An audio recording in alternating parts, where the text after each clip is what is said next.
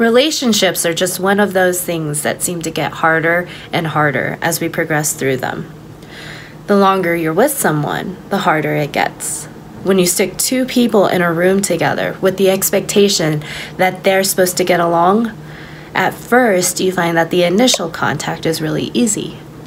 It's friendly enough. You have stuff to talk about. You have this excitement because it's new. As time progresses, you struggle to find ways to connect. What else is there to talk about? How do you relate to this other person? Ugh, they're driving me insane because they won't give me enough space. They are so messy. Why do they have to be so clingy? They are way too emotional. These are just some examples, but the list goes on and on. As you grow older, together, you find yourself growing further apart. You spend less time together, and the time you do spend together is spent discussing responsibilities and adulting. You start trading off the time that you could love each other for the time to handle the things that are outside of your relationship boundaries. You stop focusing on the things that your significant other needs, but put focus on the things that you need to survive.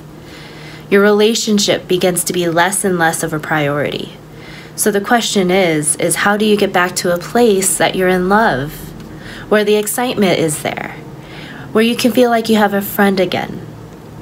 The number one thing to remember is that in a relationship, there are two independent people creating a life together. You are both going to be different from one another.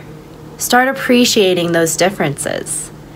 Ask yourself, how have I shown my significant other that I love them?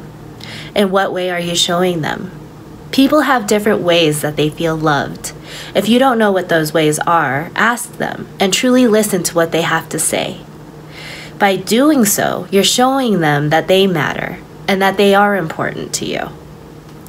When you figure it out, start doing something every day to show them that they are loved in the way that they understand it. It doesn't have to be something big or something that costs a lot of money. It's about being innovative and creative. Next, it's important to do some new things with them. Take them to do something you've never tried before. Keep your cell phones in your pockets or in your purses and truly focus with each other during that time together. Show eye contact. Hold each other's hands. Ask the other person how they are really doing. See if there's anything significant that is going on with your lover's mind that makes them happy or sad, but don't use the opportunity to talk to them about work.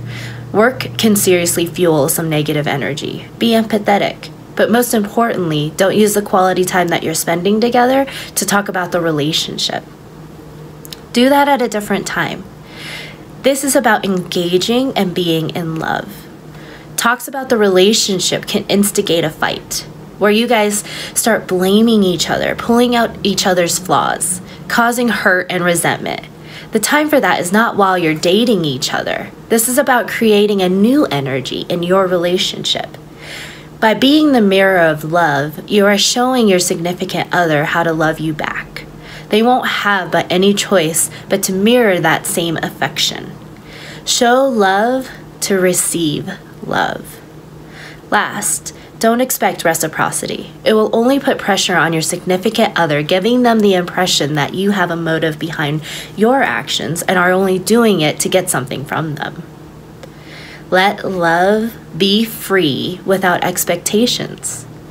If you need help with reconnecting with your loved one, go to my website, www.ignitingtheinneryou.com, and book your free consultation.